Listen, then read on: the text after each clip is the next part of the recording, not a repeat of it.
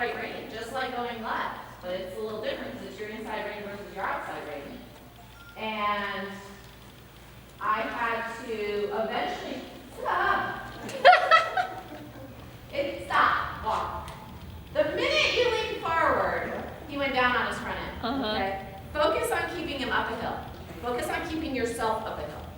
Okay? He has to come up. You're on a trail ride, right up the hill. Now ride up a hill. Go ahead and trot. Ride up a hill. Good.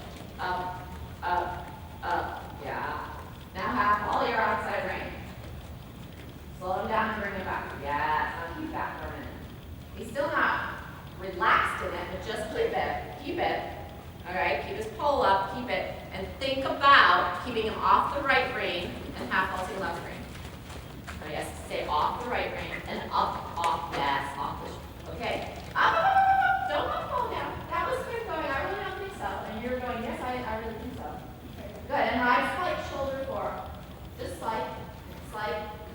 Yeah, did you feel him run through the outside rein? I want you to half halt there. Okay. Take his head to the outside if he doesn't listen. If he runs through it, remember the one time I came to the corner and I grabbed his head to the outside? Yeah. Yeah, because that's because he was falling on the inside shoulder. Feel him falling on that inside shoulder? Take him up off of that shoulder. I don't care how you do it. If you have to use your inside rein to do it, get him up. Get him up. Get him up. He's running. He's picking his speed because he's on the shoulder. There. Did you feel that? Yes, they did. Okay. That's what I'm talking about. Up, up, up, up, up. Up, up, up. You did it once. Do it again. That's it. Good. Now, okay, I did that, but that's not the end result because that is not how I want to get him up. I want to get him up for my inside leg. I need the inside rein to do that. And he's not letting me have the inside rein without falling on his inside shoulder. Okay? That's better. Half all outside rein. Come on, use the outside rein just like you did when you took his head to the outside. Up, up, up, up, up. Upper body, yes. There you go. Feel that moment? Yes. You can give, you can carry himself, and fix it! Feel it starting to fall apart before you even got to the corner? Yeah. Super corner. Up. Yes. Good. Good. Good. Hold it together a moment. There it is. Super. That looks nice. Super. So that is not what I'm used to feeling, obviously, but, It's a lot harder work in this direction, I think. well, yes. And, well, okay, don't talk. Fix. Fix, fix, fix, fix, fix, fix, fix. Fix. Inside rein, come on. Yes. Good. Good. Outside rein, half hold. Come up. Inside rein, inside leg. Outside rein. Good. There you go. And then you can see, okay, once he's there, could you carry yourself for a stride? I don't think you can right now. He's chasing from you. Okay, so get him back. What's your speed? There it is. That's your speed. Up. Upper body tall. Yeah. Good. Now soft. Yeah. So eventually he has to carry himself like this. You can't keep carrying him. But you can't give until he will carry himself. Okay? So do the transition. We just got away from you there at the end. I don't really know why you had some really good moments. But you know, the interesting part, I think, from seeing is the whole stride changes. Right? That little bit of hobble and stuff that's in there, it goes away. When he's carrying himself and when he's coming from behind. And I don't know if there is something there or if this is just helping because he's using his hind end more, using his back more, moving off the forehand more. Going to the right. The moments that your tummy feels the best is, I'm not counter-ready, but I can feel my outside rein really coming in my leg. Especially over here, you got an outside rein half off. Right? But go ahead, finish your thought and then I'll put my two. Maybe I don't know my feel for bend then either. Like, if I ride my horse more together, more up, Would there be less bend feeling through? No. Okay, so I was watching George Williams teach this morning while I was brushing my teeth. And,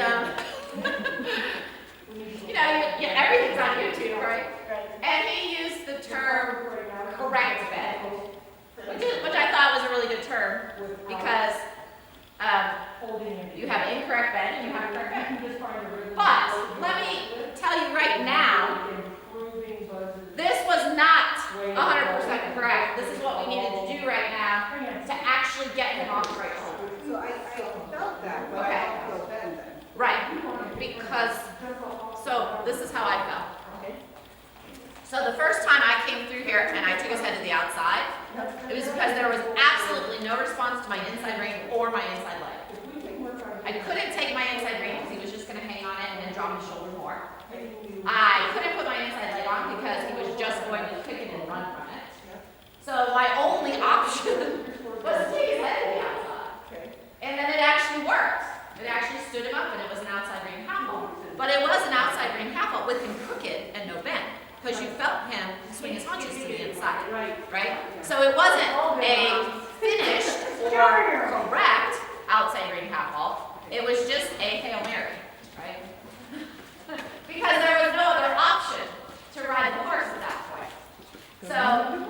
So then, after I did that, if you remember, I went to over positioning, right? I went to over positioning because I said, hey, you've got to give your right leg, and you've got to move away from your right leg.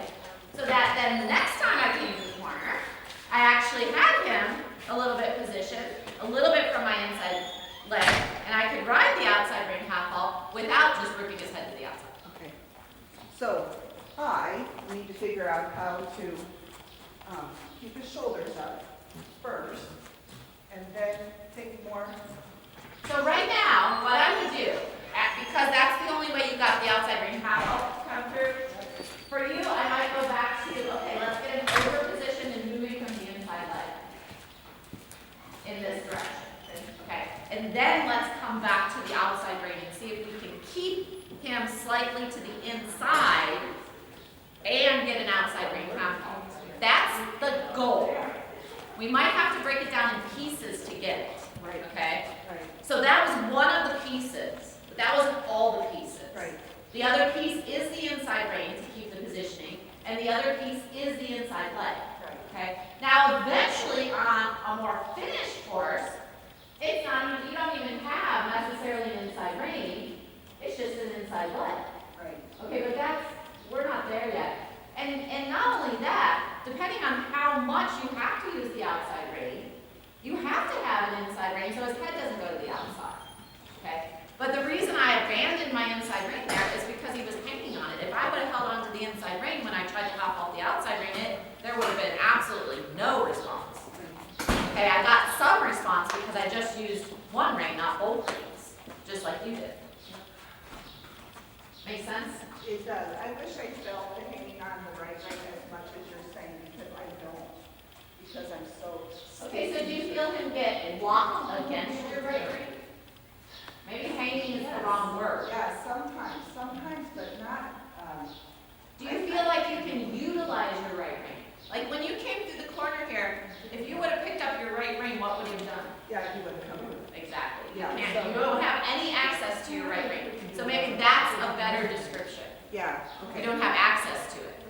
He's locking on it, and I can't use it. There's no access to it. That's- Maybe that that works. makes more